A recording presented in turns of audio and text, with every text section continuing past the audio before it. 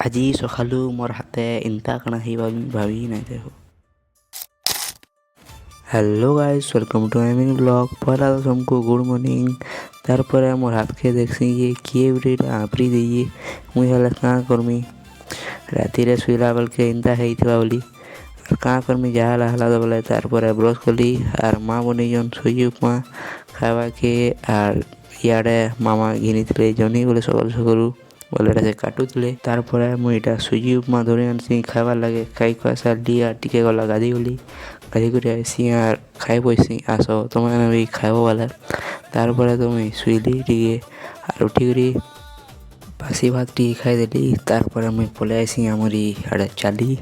ଇଆଡ଼େ ତ ଦେଖ୍ସି ପୁରା ମସ୍ତ ଆଜି ପାଗ ହେଇଥିଲା, ପବନ ମସ୍ତ ମାରୁଛେ। ଆର୍ ଏନ୍ ସାଇଡ଼୍ ମାନଙ୍କୁ ଏନ୍ ଡାଲୁଆ ଏନ୍ ଚାଷ କରି ପୁରା ଆଟିକେ ମସ୍ତ ଲାଗୁଛେ। ତାର୍ ପରେ ତ ମୁଇଁ ଚାଲି ଚଲା କରି ମନ୍ଦିର ତ ପଲେଇ ଆଇସି। ଆର୍ ବେଶୀ ଆଗ୍କେ ନାଇଁ ଯାଇ ସେନୁନ ଘର୍କେ ପଲେଇ ଆଇସି।